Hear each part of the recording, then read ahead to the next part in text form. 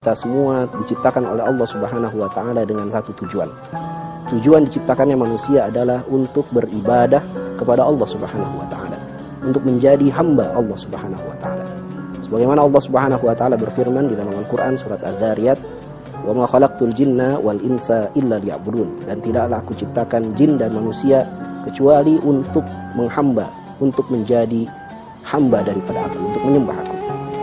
Maka tugas menghamba atau tugas menjadi budak dari Allah Subhanahu wa taala sesungguhnya merupakan tugas yang sangat mulia.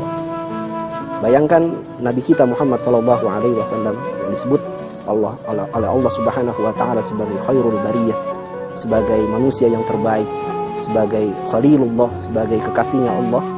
Allah Subhanahu wa taala sebut Nabi kita Muhammad sallallahu alaihi wasallam juga dengan sebutan sebagai hambanya Allah. Sebagaimana Allah Subhanahu wa taala berfirman di dalam surat Al-Isra ayat yang pertama, Allah Subhanahu wa taala berfirman, "Subhanalladzi asra bi 'abdihi lailan minal masjidil haram ilal masjidil aqsa."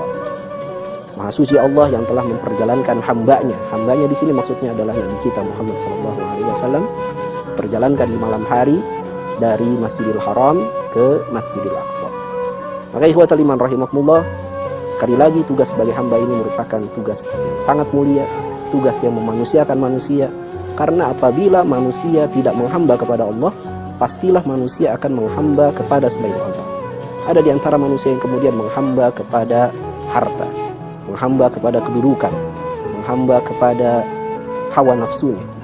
Sebagaimana Allah Subhanahu wa taala berfirman dalam surat Al-Jathiyah, "Afara'aita man ittakhadha ilahahu hawa wa adallahu Allahu 'ala ilmi wa khatama 'ala sam'ihi wa qalbi wa ja'ala 'ala basarihi ghishawah faman yahdihi min ba'dillah afala tadhakkarun."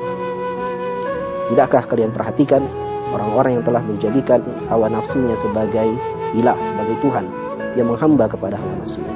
Maka orang-orang yang menghamba kepada hawa nafsunya ini Allah tutup hati, penglihatan dan pendengarannya, sehingga mereka tidak dapat menerima hidayah dari Allah Subhanahu wa taala. Ada juga di antara manusia yang kemudian menurunkan derajat kemanusiaannya dengan mereka menghamba kepada sesama makhluk, menghamba kepada manusia. Tentu saja ini merupakan sesuatu yang sangat buruk, sangat tercela, karena ini menurunkan derajat kemanusiaan itu sendiri.